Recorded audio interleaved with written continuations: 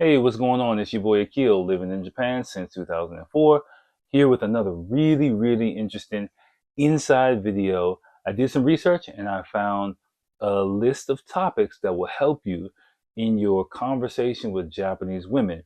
So basically, I did a little digging and I found this Japanese YouTube Don Juan kind of guy who shared his tips on the first three dates, which are really important, and what you should be talking about with a Japanese girl. Now, I took the list, I translated it, and I'm going to break it down for you. And then at the end, I'm going to give you a really important tip that you need to know about the third date, which is really important. So it's going to be fun. Let's do it. So I did a little digging and I found a video by a kind of obscure Japanese Ronnie Romance YouTube channel called Liberatio. And he gave his whole system about how to pick up women and stuff like that. I don't really agree with all that stuff, but the list that he gave for a chart that he showed in the video, I thought was really interesting. And I want to break it down for you. I translated it, I broke it down for you, and we're going to talk about it. So first, before we get started, let me give him his props and show you the video right here. And as you can see, it's basically three different levels of a first date. It's like a target, like a bullseye leading to the woman's box, I guess. I don't really know. But yeah, you can check out, of course, his original video will be in the description just in case you want to listen to what he's saying or your Japanese ability is up to snuff. But I'm going to break it down. I'm going to translate it. I'm not really guaranteeing that this will get you the score or anything like that, but I do think it is a really strong approach to conversation with Japanese women, especially if you're new to Japan and don't really understand the subtle nuances of cultural differences of what to talk about on the first couple of dates as you're warming up to a person. I think it's a really good guide for you, general guide for you.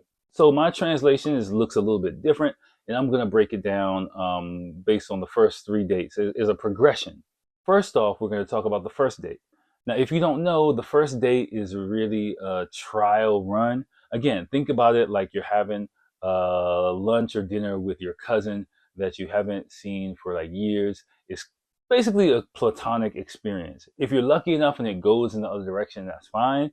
But don't really approach it in a way that you're going to try and hit the home run on the first base. You just want to get on base. That's all you want to do, and not first base. You're not trying to get to first base. There probably is going to be no first base on the first date. You're just trying to stay in the game, not strike out, not do anything wrong. Just really warm up and get to. You're in the batter's box. You're just kind of okay. There's too many baseball references, but you're just kind of taking a couple swings, trying to trying to warm up at that point. And so is she, right? So if you take a look here at the topics, all these are really general topics like today's activity, what they did that day, the weather, their hometown, their hobbies, celebrities and TV personalities. Really general topics, right? Nothing that's really gonna break the bank or go too deep. It's all superficial stuff. So if you're going on first dates with a lot of Japanese women, you might think that Japanese chicks are really superficial, and some of them are. There's superficial chicks all over the world, but this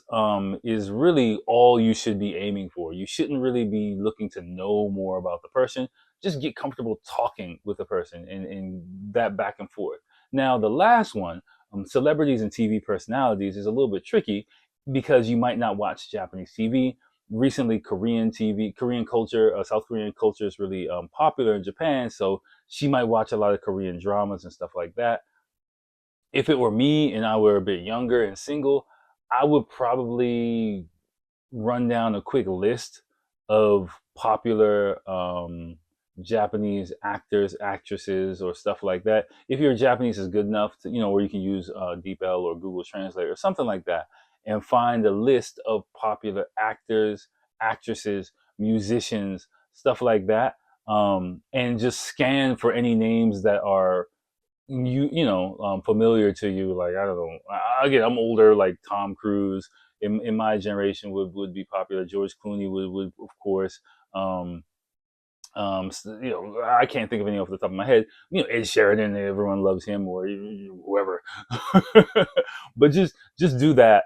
and just so that you have some names you can kind of rattle off, even if you're not super into them, you can kind of roll with the conversation and be like, oh yeah, I love Ed Sheridan. Like, oh yeah, I like that one song, da da da da. She'll be like, ah, and she'll go crazy.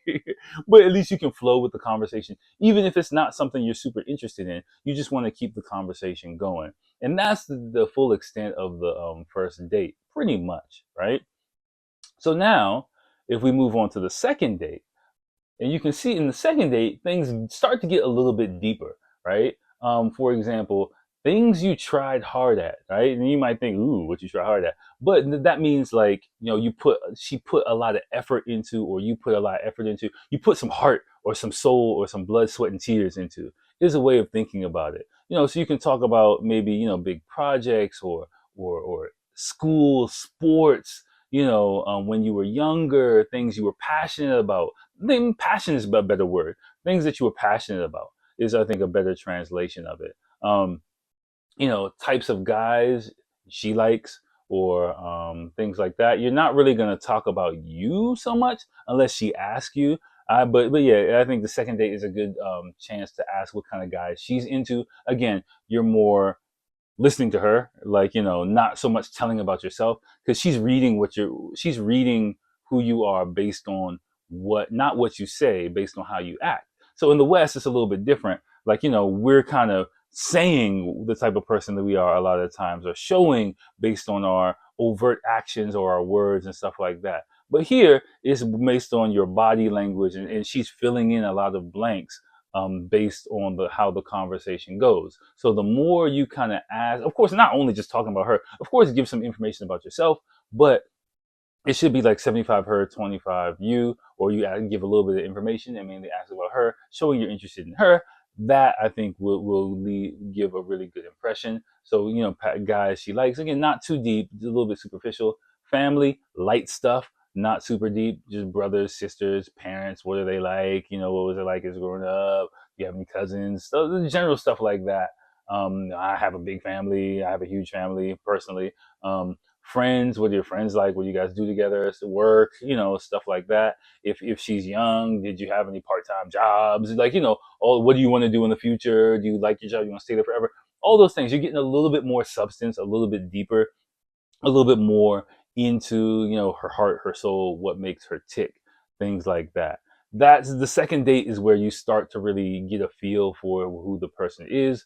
First date is, please don't try to go to this level on the first date, because you just don't know the person, and Japanese people are very spatially oriented. So you need to be aware of that person's personal space before you really try to go into the next level, and make that person comfortable in that level of space before you advance to the next level of space.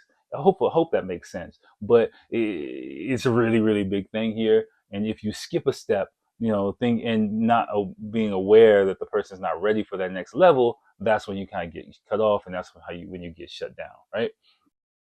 So that's the second tier, if you will, or second date, I'd say. Again, this doesn't include texting and stuff like that. I can't really talk about that because, again, I wasn't really the text king. I wasn't really the social media king at all. I was well deep in a relationship when smartphones came out. I think I was married by the time smartphones came out. So I wasn't really hitting up chicks at all. So yeah, I can't really, you might have to go to other sources who are more modern for stuff like that. But this is on a physical date, face to face with the person. This is the bread and butter. Now, the third date, this is where it gets deep. Okay, this is where it gets deep. This is prime time. If you want to get to draws land, you want to get to drop the draws land. This is where you got to show and prove a little bit. So, third date is when you start to get emotional, when you start to get sensitive, you start to get to the private parts of her private parts, her personality, right? So past boyfriends, right? Past traumas, lost loves, life troubles, any deep kind of troubles they had in life, and intimate topics. I put in quotes, meaning, a little bit of light, dirty talk. Now, let's talk about past boyfriends. Again, you got to be careful keeping it light, observing what she says, what she's willing to give you. Don't probe too much. Again, take silence is totally fine. there might also be language gap in it as well. So you got to take that into consideration. Past traumas, again, please don't be like, hey, what are your past traumas?